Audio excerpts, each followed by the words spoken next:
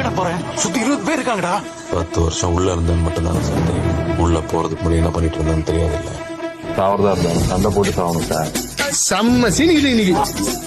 என்னதான் நடக்கும் நடக்கட்டுமே, இருட்டினில் நீதி மறையட்டுமே, தன்னாலே வெளிவரும் தயங்காதே, தலைவன் இருக்கிறான் மயங்காதே.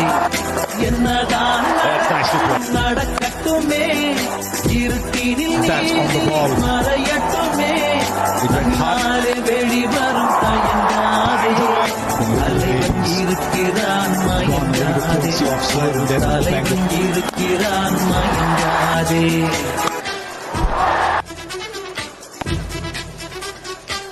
This would be